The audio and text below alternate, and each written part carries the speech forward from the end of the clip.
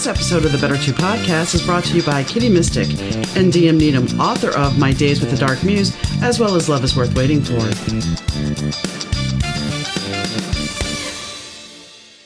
Hi, gang. Donna here. Thanks for tuning in to the Better Two podcast. Today's guest is blind blogger Maxwell Ivey. Max has been blind since the age of 5. He can see light perception, so he's legally blind, but technically he is blind. And having a husband that I had, and we talk about this on the podcast, my husband was legally blind as well. So I'm not going to say I know exactly what it's like for him, but I do know some of the struggles. And we don't necessarily focus on that because he has something a little bit more interesting than that. And it was the fact that his family, he grew up with a family that had a long history in the carnival industry. So we talk about that as well. So I hope you enjoy the show. Hi, Max. How are you doing today? I'm doing good. Donna, how are you doing? I'm doing good. I am staying warm. I did not go outside because it's cold up here where I'm at, and I choose to stay inside. Even though it's sunny, it's misleading. Yes, I can only imagine. It seems like in the last week or so, I've been on 3 or 4 podcasts, and every single one of them has been digging out from snow. We got very lucky. Normally we would have more snow than we did. Since I've lived here for 20 something years, almost 30, we've had snow usually as early as October. This year, we didn't really have our first significant snowfall until January. So we are really at a detriment. We had some snow in December, but not much. But that being said, 2 days ago, it was negative 16. So where do you live exactly? I live outside of Chicago. And I mean, we had a warm December. Normally by then we've had really cold weather, but January is usually when we get the super negative 16s or whatever. And this isn't the worst. I think a couple of years ago we had like negative 25 with a wind chill of negative 40. So yeah, I remember that year. Y'all were some great free entertainment because all the news stories that we were getting from Chicago and Minneapolis were of people, turning hot water into snow. And, it was just some really, like I say, really bad free television. But it was fun for us because we were only in the 30s or 40s, Yeah. I mean, I have a friend in Michigan who I told her where we're at, and she lives in northern Michigan, and she's like, you were colder than we are. I'm like, okay. But so it happens. And I mean, I grew up in Louisiana, so I'm used to the warmer winters, but yeah. I like it up here because during the summer, it's too damn hot down south. So that is so true. And here in Houston, it's not only hot, it's very humid. Well, growing up in New Orleans, oh yeah, I know all about it. Let me curl my hair so I walk out the door and it goes straight as soon as the humidity hits it. So I am more than aware of that. And then let it rain for like 5 minutes, and then it's going to be a nice cooling rain. No, it's going to rain for 5 minutes. You're going to drive a block away and it's going to be dry bone because it's all gone already because it's so damn hot. Anyway, we didn't come here to talk about that. So you used to be a carny. Yeah, my family has owned carnivals for 3 generations now. And actually it's 5 because my cousin is still in the business. And his kids and grandkids are also in the business. However, it's taken a bit of a hit over the last couple of years due to COVID and social distancing, and now even supply chain issues, having to get some supplies for the games and concession booths. So it's had it a little rough. But my grandfather started our family's first carnival in the 50s. And at one time, there were 4 different carnivals operated in the state of Texas that were part of the Wagner Ivey family. Wow. And I grew up in that business and was lucky enough to get to work alongside my family, even though from an early age, I knew I was going to lose most, if not all of my vision to retinitis pigmentosa or RP. And I started losing my vision gradually when I was 4 or 5 years old. Was legally blind and had to start using a white cane and start ready to read Braille when I was in junior high school. And by the time I graduated from college, it's down to what it is now, which is light perception, which in my opinion is simpler for most people just to tell them that I'm totally blind because they can understand that. So despite that, for encouragement from family, teachers, scoutmasters, And, just growing up around people who didn't spend a lot of time thinking about what they didn't have. I graduated from traditional schools. I'm one of the few legally blind Eagle Scouts. Wow. And I worked alongside the family in the carnival business for over 15 years before my dad's death caused us to go out of business. And then after that, I started a website to help people sell surplus rides and games. And that was just a really, that was a totally new experience. And I had to learn a whole bunch of things that I had never done before, never thought I would do before, and wasn't sure I could do. But the great thing is once I did the first couple of things I absolutely had to do, I realized, hey, there's a lot more things you are capable of than you would have ever given yourself credit with before. So in 2007, I filed for the domain name midwaymarketplace.com, which is still in existence. And I still sell some equipment for people, but it's just not my focus anymore. I'm more focused on the blogging, the podcasting at this point. But I had to teach myself how to hand code HTML. I had to write copy, manage images, recruit clients, set fees. I had to make a lot of decisions. And then, of course, social media came along. So people were like, Max, we were really impressed with the way you take on all these difficult challenges and just seem to do whatever you have to do some way. We'd like to hear more about that. So I started my second website, theblindblogger.net, where I share my experiences as a blind entrepreneur. And thankfully, that's led to 4 books. It's led to me traveling the country solo. It's led to who knows how many 100 podcast interviews I've done and getting to sing and speak in public in different places around the country. I've also started my own podcast, What's Your Excuse? And just recently we've started the What's Your Excuse Network to help other people with disabilities launch their own podcast. So probably more than you wanted to hear about me, but I'm trying to keep it as short as possible. No, that's fine. That's fine. I want to go back to the carny aspect for a second, because, when we think of carnies, I have to go here because everybody thinks of carnival workers as what you have seen in the images on TV and in movies, and that basically you're always moving around and it's not such a normal life. But you're telling me that you were an Eagle Scout and you're telling me that you graduated from traditional school.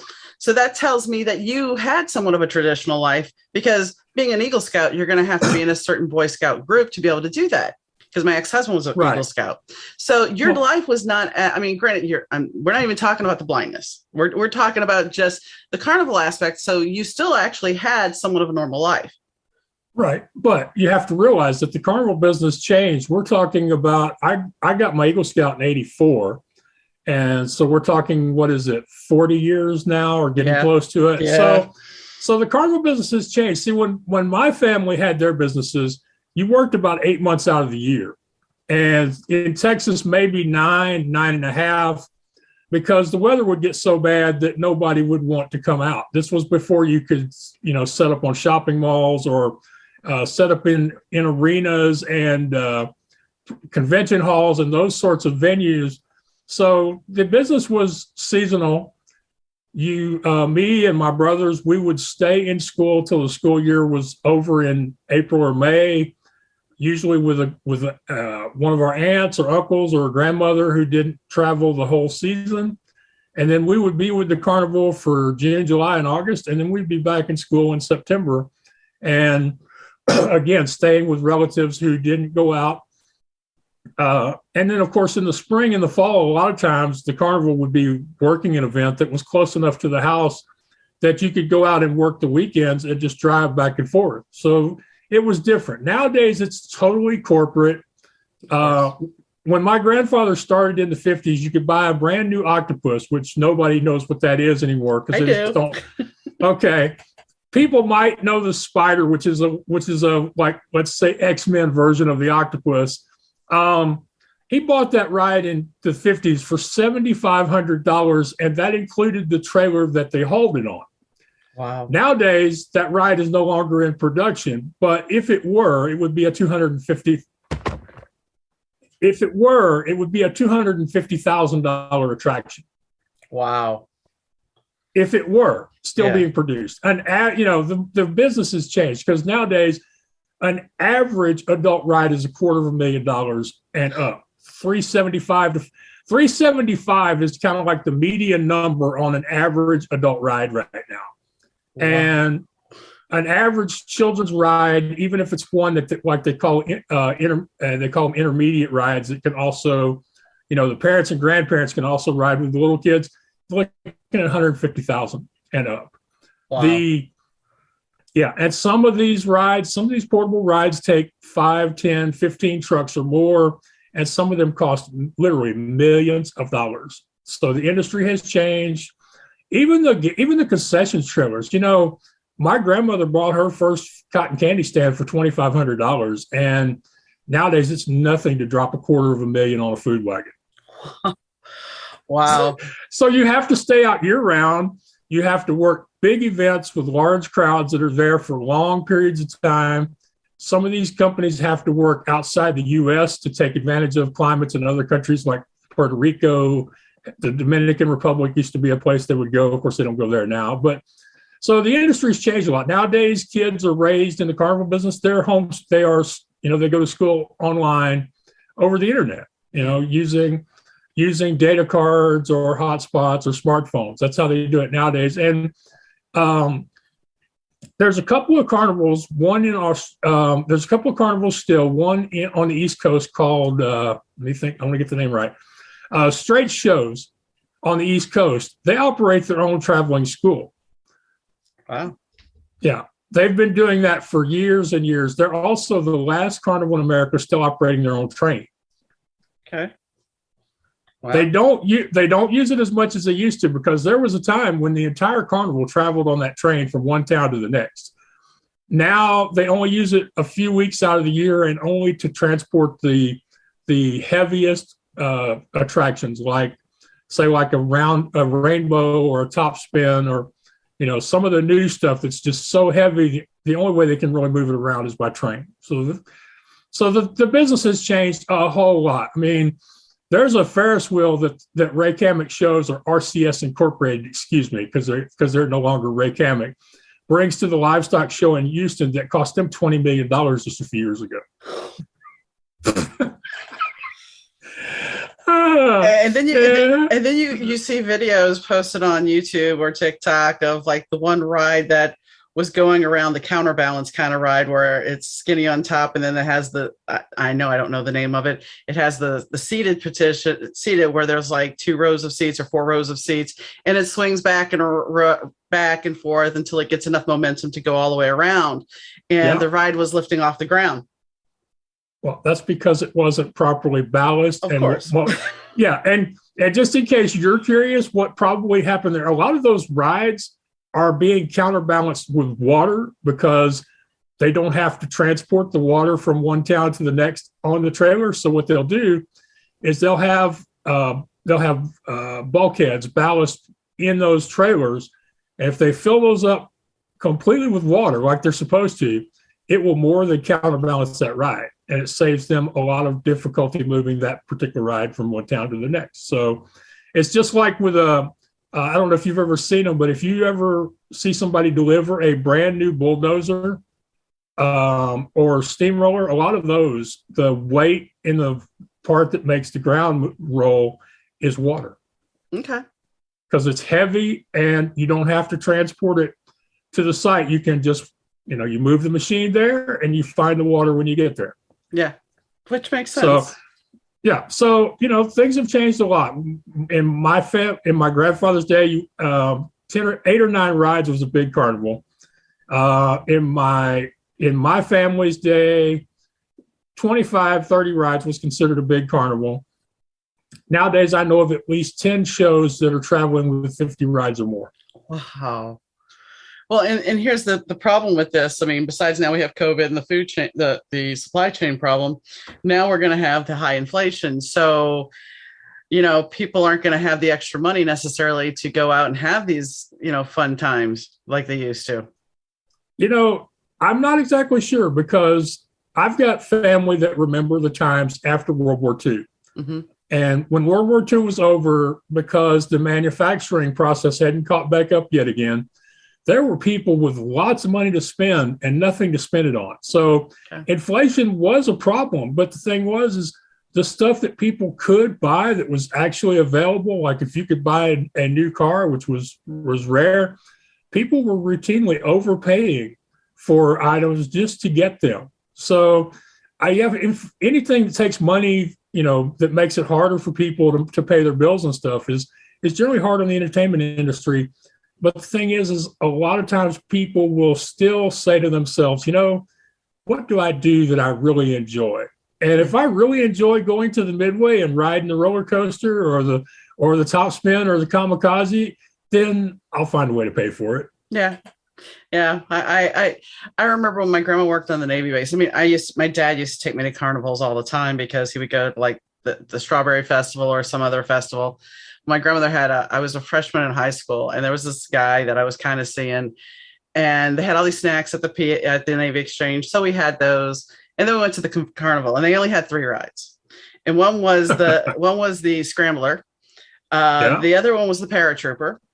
And then there was a Ferris wheel, which I don't really particularly care for Ferris wheels. Don't ask me why I won't ride a Ferris wheel, but I was willing to ride the Paratrooper because you're still up in the air. But anyway, so I ride the Scrambler, we ride the Paratrooper, ride the Scrambler again, and the entrance and exit was at the same place. And I'm with this guy, and I think he's cute and everything. Well, after the 3rd time of spinning around and having this food, I bring my hand to my mouth, and I can't stop myself, and I end up taking a Technicolor yawn all over my hand myself and the entrance exit of the ride. And I was never more embarrassed in my life. And it's like I had never gotten sick on a ride before in my life. And I knew it was coming. It was just kind of like, oh, I don't feel so good. And yeah. That's one thing about carnivals. I'm sure you see a lot of that. Yeah, it happens, and there's usually on the rides that it's going to happen on, you've got what we used to call green help, which means you hire people from town and you give them a little bit of money so that they, usually they'll work a couple of days and then maybe they'll quit before the night you take the stuff down. But their jobs are do stuff like that, to clean up when people make a mess. And the thing about it is usually the rides that do that, the operator, he has to put up with what you did. But he also generally gets to keep anything that gets left on the ride. So a ride like the Scrambler would knock a lot of stuff out of people's pockets. True. I don't know if you've ever been on a ride called the Gravitron or not, but actually, I was going to mention that, but go ahead. Yeah, but I have known guys who have come home with cell phones and pagers because the week was over and it wasn't like they could hang around town until they found the guy who owned that beeper or phone or whatever. So, I mean, a lot of money would come off the Gravitron, the Zipper, the Scrambler. And the Gravitron did have some mechanical issues, and there were some injuries on the Gravitron. But they eventually found out the problem with the Gravitron was some of the bolts that were used to put it together in the manufacturing process were defective. How nice. It wasn't the Gravitron, but it was similar to the Gravitron because it was a ride where the floor dropped out, and it might have been the Rainbow. No, that would have either been the Roundup or that would have been the Rotor. Maybe it was the Rotor. Okay, so my dad, this is a different fair. I'm 10 years old. He basically has said, I'm going to go hang out over here. Here's the tickets. Go. Now, you would never do this with your child nowadays. This is the 70s, folks. So, kid, you would let your kid go do whatever. So here's some tickets. Go ride the rides. All right. So I kept bothering him. Like, Dad, can you come ride some rides with me? Yeah. So my dad has been hitting the beer garden all day.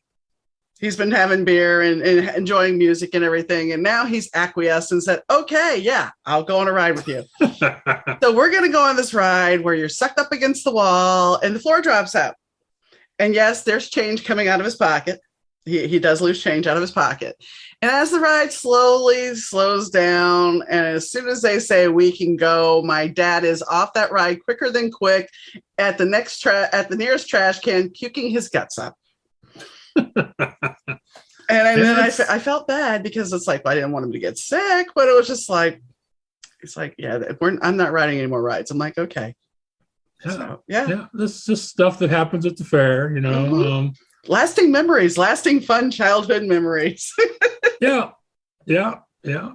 And we would do that 40 weeks out of the year. So nowadays they do it 52 weeks out of the year, and only the top people, the supervisors and the owners, actually get any time away from the business. Wow. Yeah, I mean, the way it's portrayed, it's not always that's the one thing about TV movies. They don't always portray things accurately, and they don't always portray things nicely. Oh, they were accurate. Oh, they were accurate. They were accurate. Yeah, I mean, I've got relatives who were in Texas. There's a famous 60 Minutes episode where Mike Wallace showed up in North Texas somewhere and wanted information on some of the games that were operating back in the 70s. And one of my relatives actually dropped the awnings in his face and told him to get off their midway. So, I mean, so stuff like that happened, and it still happens occasionally. And one of the downsides to the cost of the equipment is somebody has to pay for that equipment. So, there are some people who are just tempted by the need for the extra income. And so even on big midways, sometimes you will still see some games where you're like, man, why are they still doing that? So, and generally the smaller the midway, the more likely it is that the stuff you've seen on TV is either accurate or was accurate. Okay.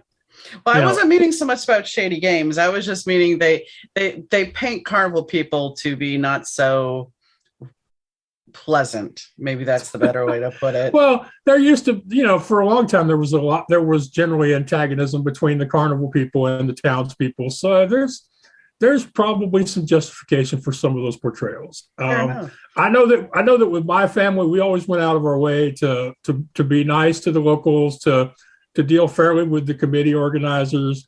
And more often than not, we would leave an event the year after a larger carnival had decided not to come back, and we would play it with our 8-9 rides, and they would end up with more money from us than they did the year before. And of course, the reason for that was when my dad said, we're going to give you 25% of what we take in. That's what he actually did, instead of 25% of 25%, so but there's always been some animosity. And in some places, even now, it's not a good idea to leave the carnival location during the week if you don't have to. Understand. So, but I learned a lot of important lessons from my dad over the years. And the most important thing I learned from being in the carnival business is that you're never going to have all the time, money, or other resources that you want to have. So you just have to find a way. You have to come up with a creative solution, because in the carnival business, the only thing that matters is, can you get open by Thursday or Friday night, and can they ride the Ferris wheel and buy a funnel cake? Okay. And the visiting public could care less if you had a truck breakdown, or if your generator quit, or if somebody in the family is sick.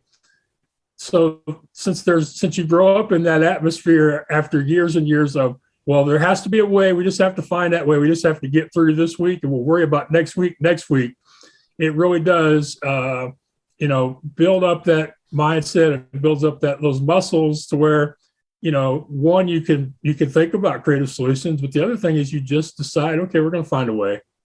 There has to be a way. We may not like the way, but we'll get there somehow, and when I combine that with the fact that for a lot of people who have experienced vision loss or some other disability, also have to learn to be creative, you put those together with a positive mindset and a goal of first wanting to start the website to help people sell their used rides, and now to encourage people and build a business around creating content. It makes me pretty successful, Mm-hmm. It does. And, I was going to pivot to talking about your vision condition. I mean, was it something that ran in your family, or were you the only one that had this condition? Well, we can find no evidence of anybody in my family ever having it, but retinitis pigmentosa, or RP, can skip generations, and it can show itself in different degrees in different generations. So it could be that people in my family had it, but chalked it up to old age or to some other cause for their vision getting weaker. And since people weren't even tested for it until the late 60s, early 70s, there's just no way to know. Right. I mean, we were talking a little bit off camera, and my friends know this. So, I mean, people that are not, that don't know me. I mean, my husband, he was a type 1 diabetic. So he got diabetes and he did really well and he lost the weight. This is before I met him. And then somebody told him, hey, I know how you can trick the system. And I'm not going to go into detail because I don't want to give anybody else advice on how to be a bad diabetic. I mean, he was proud to say he was bad diabetic at a certain point. He's like, I'm the poster boy for a bad diabetic. I got neuropathy. I got a heart condition. He had kidney failure. And he ended up losing his vision. He ended up getting to first. It was weird because we went to a doctor, and because you're not, you have the eye issue. We went to the doctor, and this one doctor kept saying, well, you have herpes of the eye. And but the test kept coming back negative. And so they're like, well, what we want to do is we want to go in there, for lack of a better way to put it, I don't know the technical term. We want to go in and either burn the cornea off, burn that off, or we want to button tuft it. Go in there and so we're like, let's go to a different doctor. So we went to a different doctor, and first thing she says to him is, well, you have diabetic retinopathy. You're not making tears. So let's cauterize. We'll put some tear plugs in and we'll go there first. Well, during this, he ends up with a stroke in his eye. So he loses vision in his left eye. And then his other vision, he starts getting a cataract because he had retina reattachment. He had 3 retina reattachments. And that's always a fun thing. By this point, I am with him. I am his wife. And the retina reattachment was a whole thing. But so no one tells anybody that when you have a retina reattachment, you're going to get a cataract.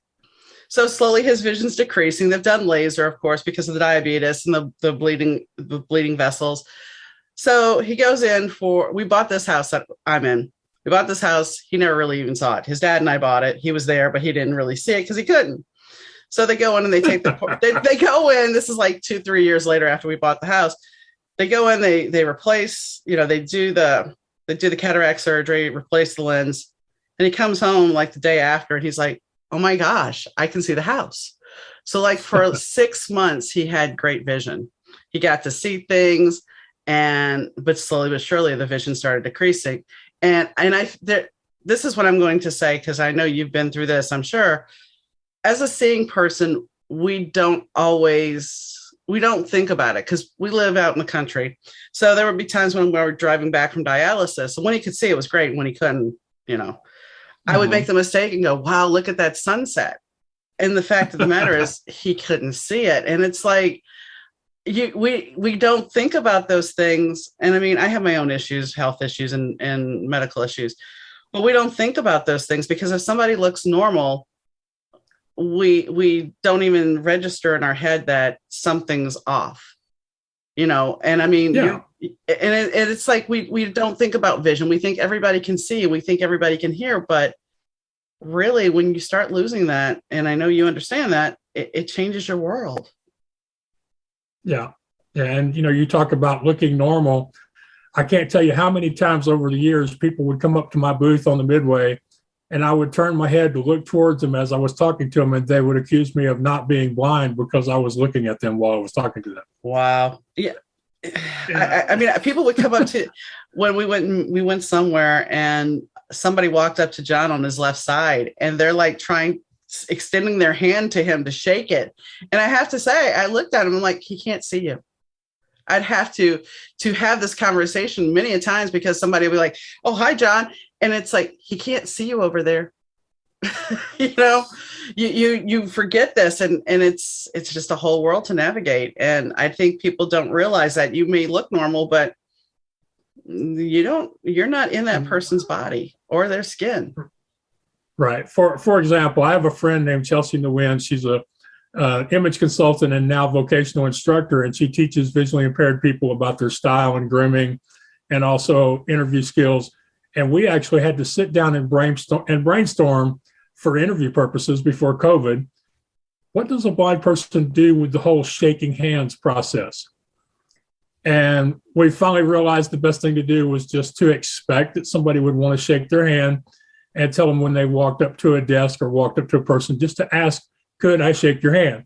And that seemed to solve it. But that's the kind of things that people with vision loss have to think about. They have to, how am I going to do this? And of course, COVID kind of made some things easier and some things harder, because I was at a conference when COVID really hit and they were talking about locking down the airports. I thought I was going to get stuck in Orlando. And that week they decided they were going to they're going to put stickers on people's lanyards. So depending on what color sticker you had would be whether you would shake hands or whether you would hug or whether you would just bump elbows or whether you would just wave. So, knowing that most people weren't going to come up and shake my hand actually made that week a little easier. But, not knowing when people were waving at me, that kind of was not fun. But usually people come up and talk to me, so it wasn't a big thing. But yeah, and I can't tell you how many times I've been in a car with somebody, or I've been at church with somebody, and they have either asked me to look at something, or they have turned and put their cell phone in front of me because they just forget. Well, I will say this, because, as we've gotten the smartphone, the one thing we learned, and people were always amazed, we were looking at appliances one day, a washer and a dryer, and John wanted to see inside, and it's too dark because, once again, we have light perception issues, as you understand. Yes. Yeah. So I grab my cell phone and I take a picture, and the sales clerk's like, "What are you doing?" And I'm like, "Just watch." So I took a picture, and then I blew it up, and John could see it. And the guy's like, "Wow, that's really smart." I'm like, that's life. That's, instead of having the extra equipment that you used to have to buy for seeing things, he was able to use his phone or my phone to be able to do this. When we would get phones, there would always be the bigger size phones, and same thing with a tablet. It's like he didn't end up with a tiny tablet. We made sure we had a big tablet for him. And I mean, he was fortunate enough to have vision, and he never completely lost it.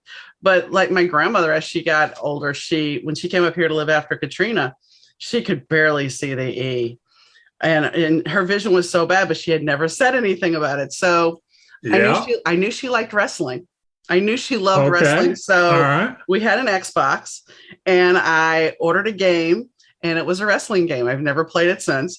But I'm playing this wrestling game, and she's thinking she's watching a real wrestling match. John comes in the living room, and she's like, "Oh, sit down. This is a really good match. It's a great match. You have to watch it." I'm like, okay. As long as she's enjoying it, that's all that matters. So she got, you do what you got to do. Yeah. Yeah. And especially when you're dealing with somebody older who's either losing vision or has never accepted their vision loss, a lot of times that's really what it comes down to, is finding something that makes them feel the same way they would have felt 10 or 20 or 30 years ago. So I think what you did was a great solution. And it was cool that, the video game was out, and I'm glad it was, whichever one it was, I'm glad it was one that was easy for you to play, because a lot of those games are just, my brother has forced me to listen to a lot of video game reviews, and it seems like a lot of those games are just horrible to play. So at least you had a good one, It was Xbox, so it's a lot simpler than they are now. And I mean, I'll be honest, most of my game playing now, even though I do like some race card games, I stick to the Lego games. They're easy, simple, and they're funny. Otherwise, I've tried playing Tomb Raider, one of the newer Tomb Raider games, and the fact that you could actually visually see all the blood and you could hear a dog ripping somebody up, no, that's not, I don't consider that fun. I call that, for me, that's anxiety. So yeah. Yeah. And there is a whole generation now of visually impaired and even blind gamers. Really? And I'm not one of them, because I basically have not picked up a video game of any kind since Asteroids was the big seller. So that's like 40 years ago. Yeah. So if I have to go to an arcade, I try to find the skee ball machine or the mini bowling. Yeah, You would have loved my job in 1986. I started out as a birthday hostess and moved my way up to an assistant manager at Chuck E. Cheese back when Chuck E. Cheese was cool still, because you had the video games. Besides skee-ball, you actually had all the video games. So yeah. And a lot of those video games have been replaced with redemption games and prize games, and there's not a whole lot of real arcade games left in the arcade anymore from what because at one time, me and my brother were thinking of opening an arcade, so we actually did a lot of research into it. But yeah, that's what that's what's real. I'm working. Someday I'm going to write a blog post about games and toys, because when you're growing up and you're losing your vision, a lot of times it's okay. You got this. What's supposed to be a great new game. Now, will I be able to play it? Yeah. So. My two favorite games from when I was younger were Othello and Simon, because I could play both of those, and Othello was better than Simon because other people like to play Othello, and it was one of those games you could basically put in your jeans pocket if you weren't wearing really tight jeans. So you could carry it pretty much anywhere. It had the magnetic display and it folded out, and the pieces all went inside the box. So yeah. There's a guy named Tom Sullivan. He's a famous entertainer, talk show host, documentary filmmaker who happens to be blind. And his first autobiography wrote the lines. He said the three most beautiful words in the English language are "want to play." Because when he was growing up, nobody wanted to play with him in his neighborhood. Aw. Yeah, he finally had some new family move in when he was 6 or 7. So, but like I say, one of these days I want to write about games and toys. Othello was a great game. My uncle gave me that, and I used to carry it around. And for me, the statement about nobody wants to play, I grew up an only child. So, I often joke, and I've talked about this on the podcast. One Christmas, my parents decided to give me one of these giant bags because I was staying at my grandparents' house that night. And they give me this outside the front door of my grandparents' house is this big chimney-shaped bag. And in this bag is about 20 board games. And I often joke, it's like you give an only child board games. Yeah, okay. And I had Gnip Gnap. I'm pretty. Gnip Gnap was the 6 balls. You had to get the 3 balls over to the other side. So I'm playing Gnip Gnap by myself. Now, that's like playing Pong by yourself. Once again, very first video game system I had was a Sears Pong set where I had like 6 games or whatever. Yeah. So you get creative and you start trying to play Pong by yourself, and then you just put it in a loop. And as an only child, games are kind of like, well, okay, Mm-hmm. Yeah. So yeah, I think blog post about games and everything would be interesting. I do. Yeah, like I said, I find it interesting. We're having, like I said, there's a whole generation of visually impaired and blind people now that are playing games, and some of them are even developing games, which I think is really cool. Nice. I think I think if you can embrace and grow, even though you have a disability, that's important. I mean, it is, because you're still functioning and you're still enjoying your life. While your life might not look identical to what my life looks like, you're still living fully, and you're not falling for the woe is me situation. Yeah. Well, like I said, my family has never done the woe is me thing. We might allow it for 5 minutes, but that's usually the extent of it.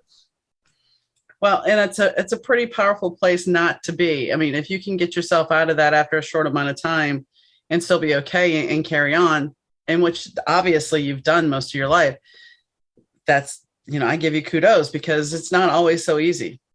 Right, it isn't. And so that's why I like to share. I have this technique that I've used, and over the years I've done it so often that it's just become a natural thing. I don't think about it anymore. But I like to tell people that if they're wanting to be more positive, so to find the positive in their lives, they have to decide it's there and look for it until they find it. Just like if you lose the TV remote, it's in the house somewhere. And even if you have to tear the cushions off the couch to find it, eventually it's going to turn up. And then, if you're sitting there with a cold drink in one hand, your favorite show on the TV, yeah, you'll worry about cleaning up the mess later. So I tell people to find the positive. It really is that simple. You decide it's there, or you decide it's going to be there. So, getting up in the morning and saying that at least one good thing is going to come out of my day and expecting it to show up, usually it will. Either it'll be something obvious, or it'll be something that maybe wasn't a perfect example of a positive experience, but you can find some positives in it. And that's how, you do that often enough, it becomes a habit. And that's how, when you do things like selling a $250,000 carousel and not getting paid for it, you can find the positives of increased web traffic and new clients. Or, when you lose the boat, when you literally lose the boat on Lake Conroe on a scout fishing trip, you can find the positive in learning how to properly cast while you're standing on the boat, on the dock, waiting for the rest of them to come back with their fish. You build it up over time. And that's why I think one of the worst things that most experts do is they make things seem simple and make things seem like that if you start affirmations today, that affirmations will work for you tomorrow. Or if you start meditation today, meditation will work for you by the end of the week. And in most cases, it takes practice. It takes making something a habit to the point where it becomes part of your personality for it to really work when you need it to work. Right. And I mean, going back to the affirmations and the meditation, you also have to allot for that with everything that is positive, there is a negative. There is a shadow self to ourselves. So we have to be able to see that, navigate it, and deal with it. We can't just put our fingers in our ears and cover our eyes at the same time saying la la la. It's yes, you can. It just doesn't work very well, often. It goes back. I've talked about this before. There was an insurance claim on my desk where I asked the lady, I said, how did you avoid the accident? Because the car was coming at him. Her answer on a recorded statement was, well, when my son gets scared, I tell him to cover his eyes. So, and count to 3. So I covered my eyes and counted to 3. And I'm sitting there going, and I can't say anything to her, but I'm thinking to myself, wow, you instead of turning the wheel, you covered your eyes and counted to 3. But I'm just sitting there, oh, no, okay. And I'm thinking, You're insane, lady. What the heck? I mean, she could have gotten to a serious accident, but nah, take my hands off the wheel. It doesn't matter. Really? There are people like that. And, going back to affirmations, one of the things that I tell people to start with, and I mentioned this in my book, It's Not the Cookie, It's the Bag, about why affirmations don't work, is generally people will say several negative things about themselves before they stop themselves. And then they feel worse because they didn't say positive things to themselves. So I like to think of affirmations like a seesaw. So in the beginning, every time you say something negative, then you have to find something positive to say about yourself. And then as you do it, it becomes a habit. Then you can slow yourself down as saying those negative things about yourself or to yourself. And, eventually you get to a point where you stop yourself. And also eventually you'll get to the point where you can find more positive things to say about yourself than negative things. It never gets to the point where you never utter a bad word about yourself to yourself. But the healthier you can talk to yourself over time is, in my opinion, when affirmations work. Well, almost definitely, because you're not, I often have one of my best friends I have a conversation with, and I'll talk about wanting to do something. And then I'll give this laundry list afterwards of what something that'll keep me from doing. And she goes, you've stopped yourself before you even started because you've overanalyzed everything. And it's like, well, I mean, we had this conversation this afternoon. So it's like, it's one of those things where it's like, you have to get out of your own way in your own head. And a lot of that stuff comes from the material that you were given when you were a kid. Because, you would come in and say, hey, look, I got this great idea, Ma. Go away. You don't know what the heck you're talking about. Just go away. I mean. Well, one thing I think that would really help would be if more of the people that are accomplishing things would share more about their fears and their worries and their mistakes and their setbacks than they do. I think the biggest myth going is that successful people either hide their difficult times or they stop talking about their difficult times. Agreed. So, maybe they aren't consciously making an effort to only share the good things, but they just, a really good example for me is last year I had John Lee Dumas on my podcast. I had him on my podcast by accident. I didn't try to book, the rock star that is JLD, but I said something on Twitter about how I would love to have him on my podcast, except for the fact that it doesn't sound to me like he's ever struggled or dealt with any kind of adversity. So he responded back. He said, how about a guy who was forced to go into combat and lost 4 of his brothers in arms in one day? And does that sound like somebody you'd like to have on your podcast? So I had to apologize very quickly and say, yes, you are, you have struggled. And then I found out about how nervous he used to get when he started doing his podcast. But those are things that you would have to dig deep into his website to find out. So that's what I mean. They stopped talking about these difficult times they've had. And I don't, for most of them, it's not something they do on purpose. It's just, they maybe get tired of talking about it, or they, are focused on saying other things because it's more beneficial to their business and their brand. So I think we really need to share the difficult times that we all have. And hopefully, we can encourage more people. I just finished writing an article for the American Printing House for the Blind's website on starting a podcast. And I purposely took the point of view, and I used my own experiences because this is how I've done it, that there are a lot of things people think they have to do in order to start a successful podcast that just aren't true for most people. They think they have to have thousands of dollars worth of equipment, or they have to edit their audio to within an inch of its life, or, they have to have so many episodes recorded, or they have to have fancy artwork, just so many things they think they have to have, when really all you have to have is a topic that you're passionate about and the willingness to just press record and put your stuff out into the world. So I feel really proud about that. That article hasn't come out yet, but I feel like I'm going to do a lot of good eliminating some of these things that overwhelm people because they've got it in their heads they should do them. The only thing I would add is, okay, well, I have my own bad experience. The day I recorded my 100th episode, I had, unfortunately, because of internet issues, I was off for 2 weeks. And so I set up all my stuff. I forget to set up my other camera. And I'm sitting there looking at myself going, man, I look really bad, because it was going through the laptop. The camera was still going, but I didn't realize, well, you didn't have the separate camera on. But the one thing I will say about podcasting that nobody ever talks about is they're like, oh, I'm going to start a podcast. Awesome. I'm happy for you. This is awesome.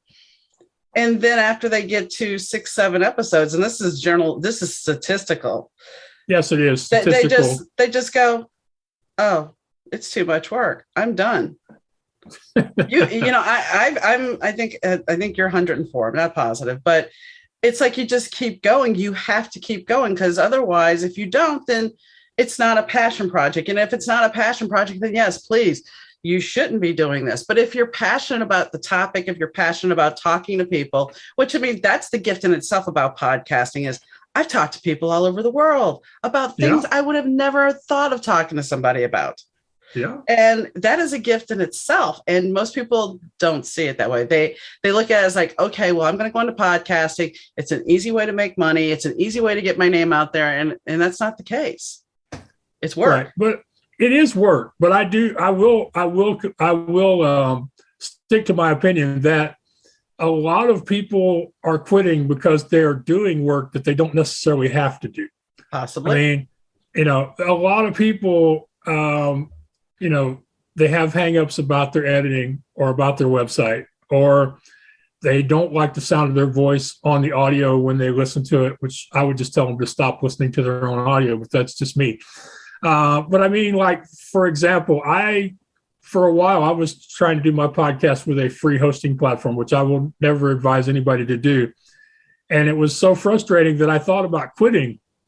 But then I thought to myself, okay, who says that I have to submit my audio to have a podcast? So for about a year and a half, I just posted the video to Facebook and YouTube, which some people will tell me was not a podcast because people couldn't listen to it on Apple, but I was still enjoying the process of doing the interviews and recording the content and sharing it with people where I could share it without driving myself crazy. And then after a year and a half, I was encouraged by somebody who introduced me to the Blueberry platform that it would be much easier to upload the content and create the posts. And I've got my podcast going again. It's been off and on due to some minor health issues that I think are solved and some computer issues that I hope are solved. But, before then I was like, they say if I'm going to do a podcast, I have to post the audio, and I have to post the audio every week. Well, I decided for Max for a while, I was just going to post the video. And if I felt like posting the audio, I would. And that was okay. Another thing, you mentioned your video. Mm-hmm. One of my best watched videos that I ever recorded was the first video I recorded as the blind blogger. And if you watch the video, it looks like I'm sitting in a cave because I have retinitis pigmentosa, which means I only have light perception and I have very little peripheral vision. So if I don't look at where the light is supposed to be, I can't tell you for sure if it's on or off. So I recorded the episode without any light on, thought I'd done a great job, and posted it. And then I started reading the comments. And about a third of the comments were, Max, this is horrible. You look like you're a troll sitting in a cave somewhere in The Hobbit. You need to re-record it. But the other 2/3 of the people were like, Max, this is really a brilliant metaphor, that the blind guy is going to lead us out of the dark places by sharing his content with us. And so I left it up. It's still up. I recorded video for several months with the camera from my laptop, which for anybody that does video, that's a horrible angle. It's very distracting, but people were still watching those videos. I'm very happy, or at least my sighted friends now are happy that I have an external camera and I have an external light source. They're still after me to buy a professional microphone headset, but I keep telling them as long as this one's working, I'm not going to invest hundreds of dollars in a new microphone headset. If somebody wants to donate one. But I mean, I just think, the social media, the email list, the lead magnets, the creating courses, affiliate sales, all the things that people want to do around a podcast to make money from it. I think a lot of that does just get overwhelming at some point. And I think that if a lot of people would just think, okay, I started this podcast because I enjoy crochet, or because I wanted to share my experience fighting cancer, or because I want to tell people how to be safe around the home. Just focus on that and continue to do that without worrying about all these other things. They'll keep going. That's where I come in. And the stat you were referring to is if somebody records 9 episodes, that puts them in the top 10% percentile of podcasters around the world. Mm-hmm. They said that there's roughly, I think it was 2 million podcasts that are out there. However, there's only I think between 250 to 500,000 that are actually active, because people just give up. Yeah. And I happen to be lucky enough. Even through the broken laptop and doing things from a tablet, I have the What's Your Excuse show. I'm helping my friend Emily Trepanier with Shredding for Gold, which is, she's a blind snowboarder that's chasing gold medal in the Paralympics and downhill snowboarding, which I think is one of the few activities I know of that makes Max sound sane. Mm-hmm. When people worry about Max traveling all over by himself and is he going to get back home or not, I'm like, I have friends that are crazier than I am. You do know this, So, helping her with her podcast and looking forward to at least one new show before the end of this month. I've got 3 or 4 in pre-production, I guess is the big kids phrase. So we're working at this network, the What's Your Excuse Network, to help other people. And one of the things that we're hoping will come out of it is we will build a community of podcasters, and that we will be able to support and encourage each other and keep each other going past 10 or 20 or 100 episodes. And if this, we've started getting people who want to have their shows syndicated on the platform. We're starting to get people creating new shows. So hopefully this time next year, we'll be at the point where our traffic numbers will be good enough that we can start reaching out to sponsors with real money or investors, or even just making better affiliate sales deals for the hosts by, hey, if they're on the network, they're getting better viewership in this particular niche. So you should give us a higher percentage of the sales when we sell stuff for it. So that's, those are some of the things I'm hoping to do with the network. At this point, it seems like whenever we bring somebody in new, they bring some skills with them. Like we found out during Emily's launch that Max is horrible at virtual podcast launches. So Emily is now our chief online party planner for podcast launches going forward. And, I have a few friends who will do editing on a small basis if we need it done, starting to build more of a social media community. So it's a work in progress. And I really think that there's a lot of positive things that can come from it. And I still think it's crazy that a friend of mine had to challenge me to do it. And I told him no the first time, or we would have started this a year sooner. No, I get that because when my husband was still alive, I wanted to do a podcast with him called Counting Down the Days because I knew he was going to be leaving me. Wow. But he did not want to. He kept, we'll do it. And we never did. And so after he passed, I have a friend who is a sound engineer, and he knew I had a radio background, and he just kind of kept pushing me, and a couple other friends kept pushing me. And it was kind of like, all right, folks, I'll do it. And then so last year I did. And I do 3 episodes a week as far as airing. And then I have an intuition podcast that I do reading on each weekend. And I'm thinking about doing another podcast separate from all these. So yeah, plus I write books, and so pretty much I got a lot going on. So what kind of books have you written? I write, one is a romantic suspense, and the other one is a rock star or a bass player's journal. He's kind of a cokehead. So it's kind of a wild ride of a book, and it's kind of a dark book, and a couple of guys who have read it, so they couldn't believe a girl wrote it. So yeah. Well, that's what you need to do. You need to re-release it under a guy's name. Oh, actually, I released it under DM Needham specifically so nobody would know. And I get emails sometimes saying, "Sir, would you like your book reviewed?" I'm like, go to my website and you'll see I'm not a sir. And then, yes, I thought about it after I went out there and released it. I'm like, great. So my initials are DM. So I'm a direct message. Lovely. Lovely. I didn't even think about that when I released it, but yeah. So I'm direct message Needham. Mm-hmm. Yeah. But yeah. Well, the thing is that can be a negative, or it could be something you work into a future book. It could be, that could become part of who you are as the voice in a future work. But the one thing about it is you don't have to encourage people to DM you. They will always DM you, even for stuff that you like. I mean, my favorite direct messages and emails have to do with women sending me pictures of themselves that I can't see. That's like my delete test. If you haven't figured out from my email address, which is justask@theblindblogger.net, if you can't figure out from my email address that I do not want to see naked pictures of you, then you do not want to be my friend. I have to say, okay, I didn't know guys got naked pictures. I know girls do. I have not gotten any. Not that I want any. I don't. I get these guys going, "Hi, beautiful." My favorite, and I've talked about this a couple of times because it's the most recent one. "Hi, beautiful. I would like you to be my sugar baby. I'll pay you weekly." And all I wrote back was, "Does this actually work?" And I decided to delete them. I'm like, don't even bother responding. Just delete them. So I blocked them.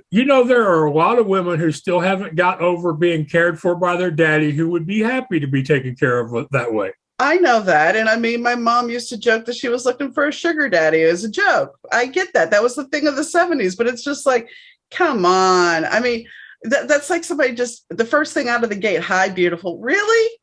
Really? I'm not 20. I'm not going to fall for that. It probably does work for him occasionally. I would think so. But, it's the same thing. It depends on what his budget is. it's the same thing with, you getting unsolicited pics of nudies and women getting unsolicited dick pics. Excuse me for saying it that way. But either way, nobody wants to see this. If you really are trying, I mean, am I supposed to look at this? I remember I had a friend, he's gone now, he's passed. And he was dating a stripper. And okay, there's a reason why I'm saying this. So he comes over to, I come back to town. I came back to Texas to visit, and he came over to my mother-in-law's house to visit. And he brings this photo album, this little hand-sized photo album. He's like, well, I wanted to show you my girlfriend. I'm like, okay. His girlfriend's nude in all these pictures, by the way. So I'm looking through this, and I stop and I look at him. I said, he's like, and I finished and I handed it to him. He goes, so what do you think? She's not a natural blonde.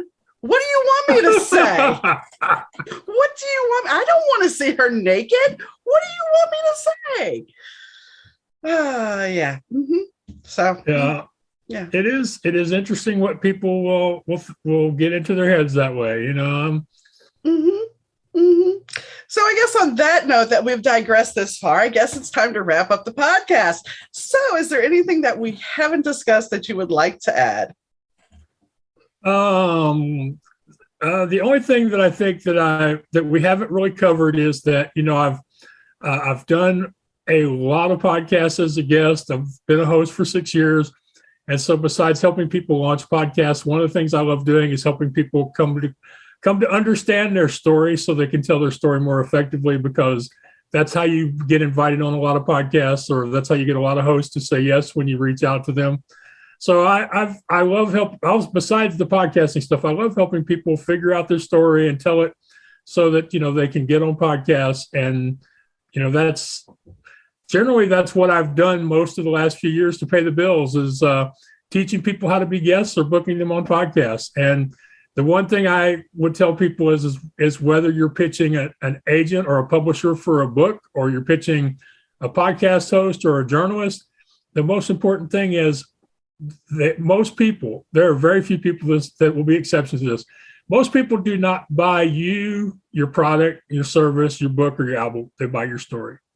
So, when you're that elevator pitch that scares the heck out of you, if you think about it as you're telling somebody your backstory or your origin story, you'll get better at it. But that's the only other thing. When it comes to being out here online, being a creative business owner, all comes down to being willing to tell your story openly and honestly. And if they don't like it, well, then the heck with it. That's why, I've said this to a couple of guests. When I started this podcast, the very first episode is me. It's all me. I'm talking about my mother's suicide. And the fact of the matter is, the reason I chose that topic and the reason I did it was because if I'm going to reach out to you guys and ask you to tell me your personal story, then I have to put myself in the hot seat. And that's the way. Very proud of you. That is a great example to set. But I still run into people who don't have that level of history to share, who are concerned that if they share it, they will potentially lose business or lose employment, or possibly not be invited to somebody's birthday party. Oh, I get it. I at the end of December, I recorded an episode with a sex therapist. And you know what? That is my most popular episode. And I was a little candid about that episode. So yeah, I may have been a little too open. I can't top that. The closest I can go to that on my podcast is a former dominatrix who now helps stay-at-home moms run their businesses more efficiently. Okay. Well, I am going to have a dominatrix on an upcoming episode. So she doesn't help. She doesn't help stay-at-home moms now. But yeah, I have a dominatrix coming on as well. I'm sure that'll be a lovely episode, and I'm looking forward to it because she's been on my show once, not as a dominatrix though. But y'all didn't talk about that. Yeah. I mean, it's one of those things. It's like you, for me as a host, I have to be able to be honest with my guest. And if it means opening up to something I want to share, then I will. There have been a couple of topics that I'm like, I won't answer. And the same goes for my guest. If a guest doesn't want to answer, that's fine too. So that's the give and take of being, you wouldn't talk about it if you were at a coffee shop.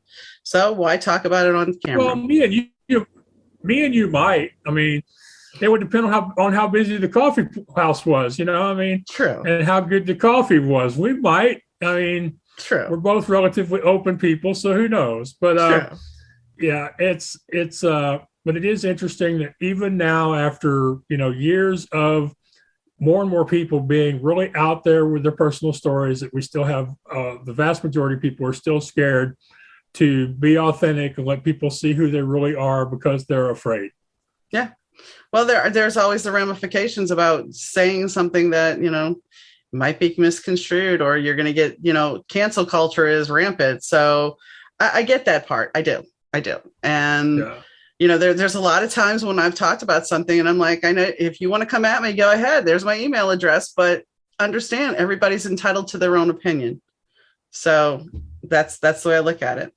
But I thank you, Max, for coming on the show. It's been an interesting. Well, thank you, Donna. I've enjoyed our time together, and I hope that your audience enjoyed it too, and that this is what you were hoping for when we agreed to do this. And I just want to make sure I remember to tell you that I started doing podcast interviews 9 years ago because I didn't have any other way to reach out and meet people and start telling them who I was or what I was up to. So without people like you, there really wouldn't be the Blind Blogger or the What's Your Excuse.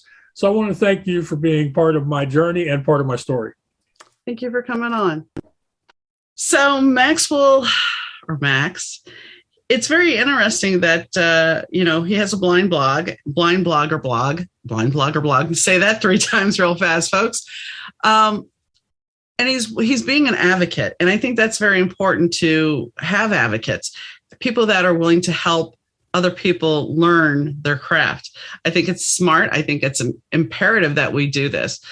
And, the thing about the carnival, there's a lot of things that like I was saying online or on the podcast, there's so many times that we actually look at carnival workers and we see the way they're painted and being shady. But apparently some of that is true. Sometimes fact is stranger than fiction. You just don't realize it. So Max, I think, he has a very kind heart. And I think that, did you ever realize how much a carnival ride actually costs? I certainly didn't. But I think that, what he has done as far as growing his podcast, his business, he's transitioned from somewhat of the carnival thing. He still does it, but he's transitioned into being a more support system and building a network. I think it's empowering and important that he's giving a voice for the people that are disabled, because not every time does a person that is disabled have a voice. And you can be judged. I've talked about the placard that I have and how people sometimes give me dirty looks because I look perfectly healthy, but that doesn't mean that I am. And I'm not sitting here saying that I'm in ill health, but I have my own disabilities. And I think that just because you can't see somebody has a disability doesn't mean they don't. So, that's my little spiel about that. I think that, when we have vision, and I talked about this a little bit on the podcast, there was many times where I would see something and, did you see that? Well, no, my husband didn't because he couldn't.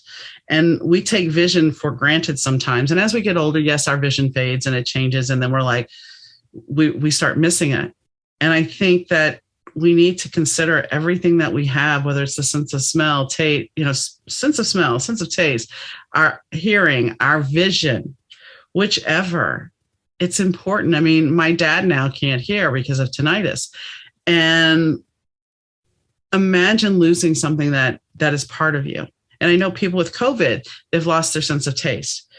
Imagine that, though. I mean, imagine the struggle and how different your life would be if you lost one of your senses. So appreciate what you have, appreciate the life you have, and be thankful for it, because not everybody is as fortunate as you are.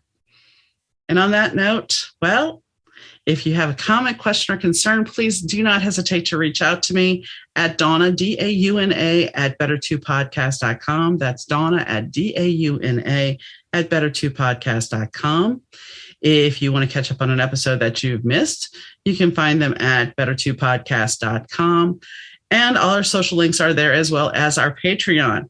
So if you follow us, great. We also have another podcast called the Weekly Intuitive Podcast for people that are into tarot and the woo. And that you can find on Anchor, as well as, or not Anchor, well, yes, Anchor, but Spotify and Apple. It's not necessarily as wide as the big podcast, but it's out there. So if you're into the weekly stuff, check it out. And also on TikTok and Facebook, we do have a daily card pull. So yes, there's been a lot going on, and there's still more going on and more guests to tape and more shows to do. And I hope you're liking it, and I hope you're enjoying it. And I thank you for tuning in as always, and enjoy your day, weekend, night, whatever, and whenever you're listening.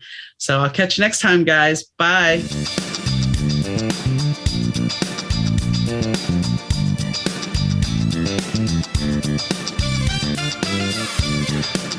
The Better 2 podcast is mixed, edited, and produced by Rich Zai of Third Ear Audio Productions.